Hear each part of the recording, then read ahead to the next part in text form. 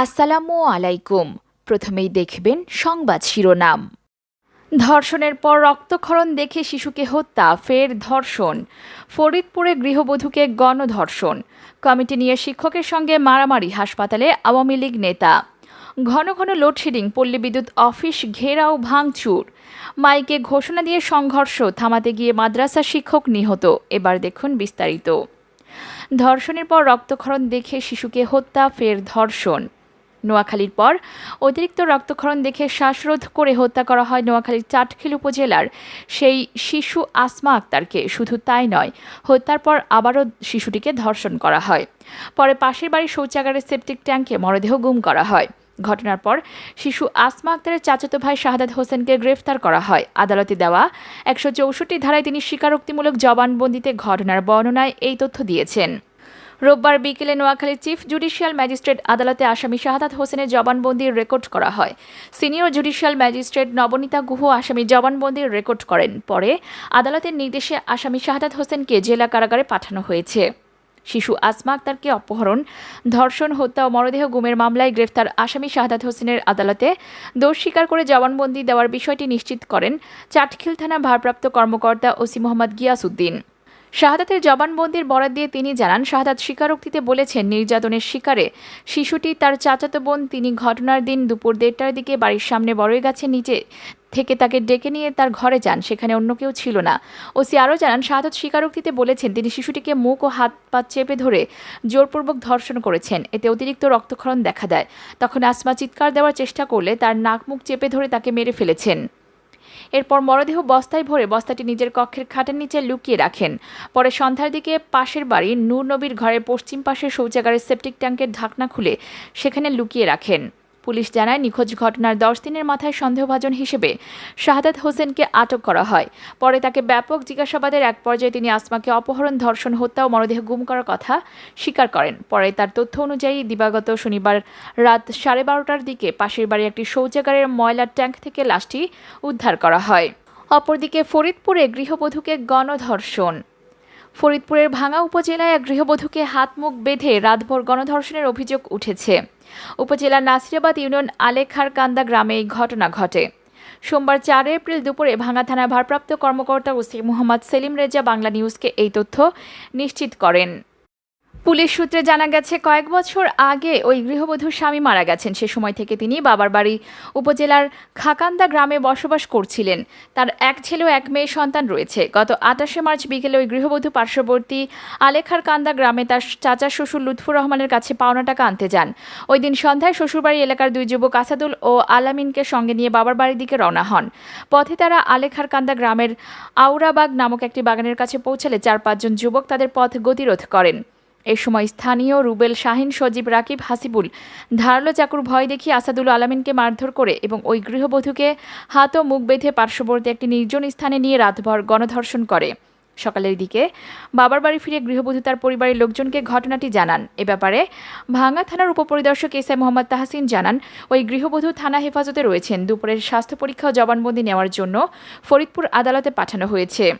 অভিযুক্তদের গ্রেফতারের চেষ্টা চলছে। এ বিষয়ে ভাঙ্গা থানার ভারপ্রাপ্ত কর্মকর্তা ওসি সেলিম রেজা বলেন, গৃহবধূর দায়ের করা অভিযোগের ভিত্তিতে থানায় একটি মামলা হয়েছে। অভিযুক্তদের আটকের জোর চেষ্টা চালানো হচ্ছে। এ বিষয়ে ফরিদপুরের অতিরিক্ত পুলিশ সুপার ফাহিমা কাদের চৌধুরী বলেন, এ ঘটনায় গৃহবধূর অভিযোগের ভিত্তিতে থানায় একটি মামলা হয়েছে। তদন্ত সাপেক্ষে সত্যতা জানা যাবে। বিষয়টি গুরুত্ব সহকারে দেখা হচ্ছে।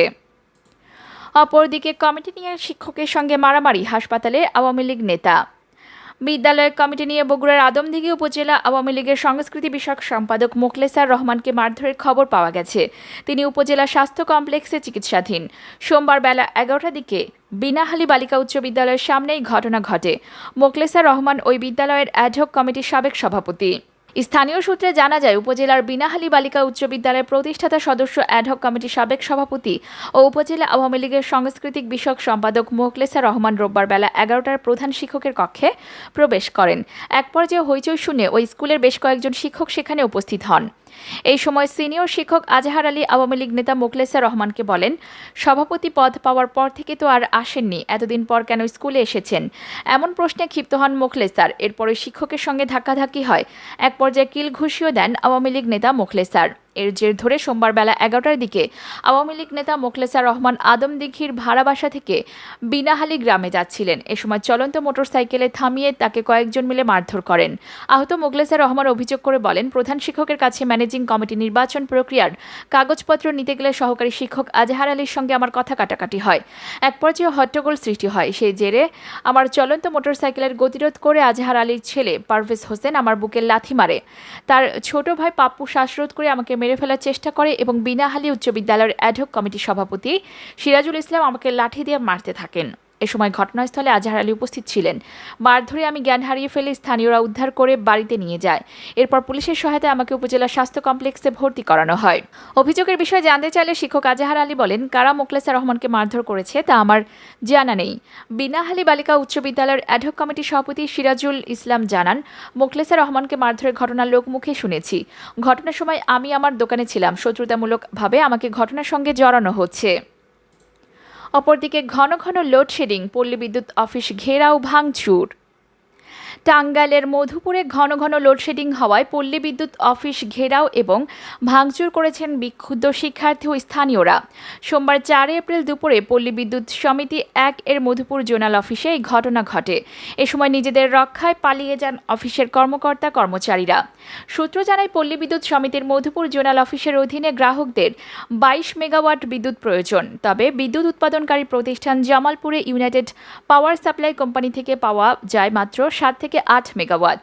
এতে চাহিদা মতো বিদ্যুৎ সরবরাহ করতে পারছে না মধুপুর পল্লী বিদ্যুৎ অফিস। ফলে আজ মধুপুর শহর ফিডারে ভোর থেকে 10 ঘন্টা বন্ধ ছিল। বিদ্যুৎ না থাকায় মধুপুর কলেজের পরীক্ষা কেন্দ্রে চরম ভোগান্তিতে পড়েন শিক্ষার্থীরা। এতে ক্ষুব্ধ হয়ে তারা মধুপুর পল্লী বিদ্যুতের জোনাল অফিস ঘেরাও করে ভাঙচুর চালান। অপরদিকে মাইকে ঘোষণা দিয়ে সংঘর্ষ, থামাতে গিয়ে মাদ্রাসা শিক্ষক নিহত। সিলেটের জৈন্তাপুরে মাইকে ঘোষণা দিয়ে 2 গ্রামবাসীর মধ্যে সংঘর্ষের ঘটনা ঘটেছে।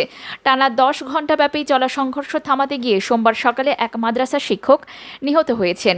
নিহত মাদ্রাসা শিক্ষক হাফিজ সালেহ আহমদ স্থানীয় হেমুগ্রামের বাসিন্দা। তিনি সিলেট নগরের মেজরটিলা তাহফিজুল কোরআন মাদ্রাসার শিক্ষকতা করেন। পুলিশ মরদেহ উদ্ধার করে ময়নাতদন্তের জন্য Sylhet MAG Osmani medical college হাসপাতাল মর্গে পাঠিয়েছে। এছাড়া সংঘর্ষে পুলিশের উভয় পক্ষের শতাধিক লোকজন আহত হয়েছেন। জানা গেছে, উপজেলার ফতেপুর ইউনিয়ন পরিষদের বর্তমান ও সাবেক চেয়ারম্যানের মধ্যে আধিপত্য বিস্তার এবং বাজারে জায়গা ক্রয়কে কেন্দ্র করে স্থানীয় হাদপাড়া ও শ্যামপুর গ্রামবাসীর মধ্যে এই সংঘর্ষের ঘটনা ঘটে। রোববার রাত 10টায় শুরু হওয়া সংঘর্ষে থেমে থেমে চলে সোমবার সকাল 8টা পর্যন্ত। সিলেট থেকে অতিরিক্ত র্যাব পুলিশ ঘটনাস্থলে গিয়ে সোমবার সকালে পরিস্থিতি নিয়ন্ত্রণ করে।